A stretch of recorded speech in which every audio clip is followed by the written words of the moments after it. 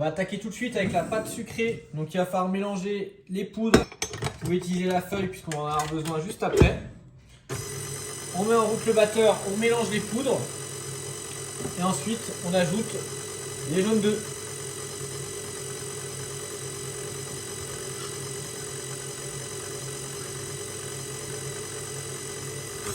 On peut augmenter légèrement la vitesse. Ensuite, une fois que le mélange commence à sabler, on va ajouter le beurre.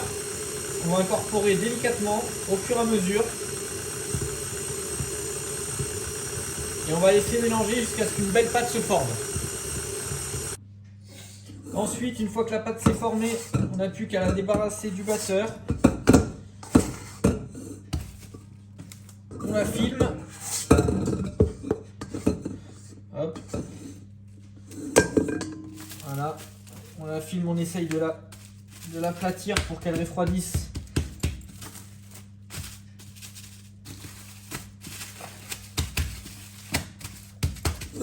Assez rapidement et ça part au frais.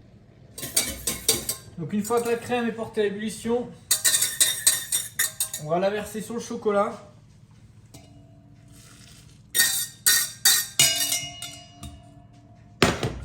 Et on va mélanger jusqu'à ce que le mélange soit homogène. On peut le faire au fouet, étant donné que c'est une ganache montée, donc à laquelle on va incorporer de l'air par la suite.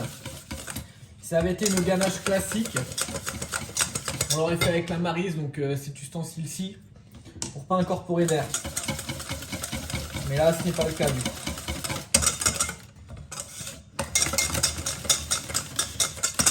Là, on a un mélange qui est bien homogène.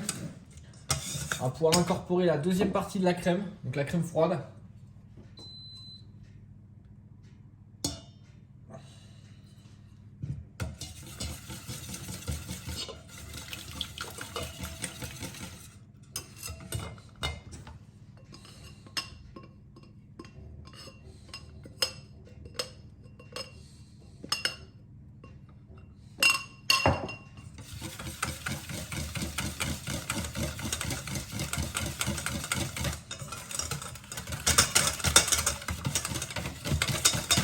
Et on mélange pareil jusqu'à ce que ce soit homogène.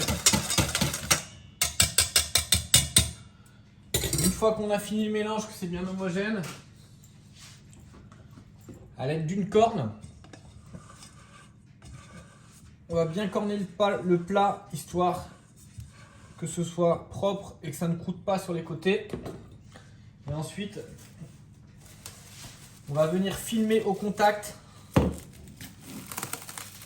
la ganache montée. Donc filmer au contact, c'est-à-dire vraiment mettre le film contre la crème.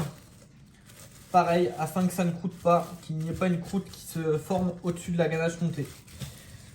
Et ensuite, ça part au frigo jusqu'à ce qu'elle durcisse et on la montera par la suite pour faire la ganache montée chocolat.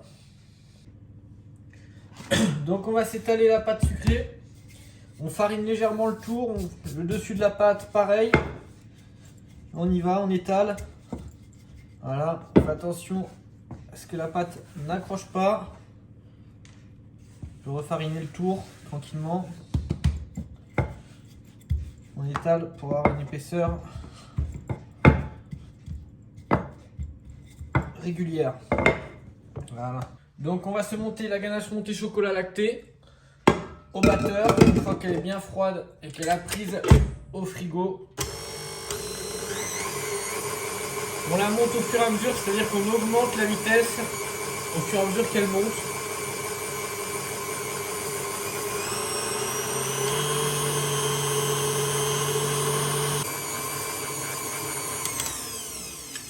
Donc une fois que la ganache est montée, hop, vous devez obtenir cette texture, c'est-à-dire qu'elle doit bien se tenir, elle doit être lisse, homogène.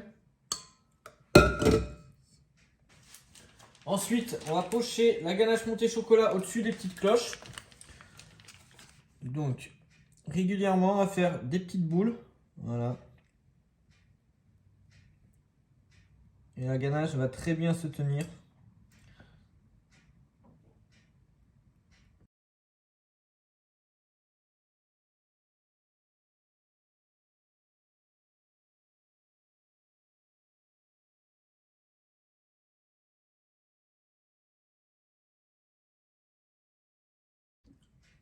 Et ensuite, on va se positionner les amandes effilées préalablement toastées juste dessus.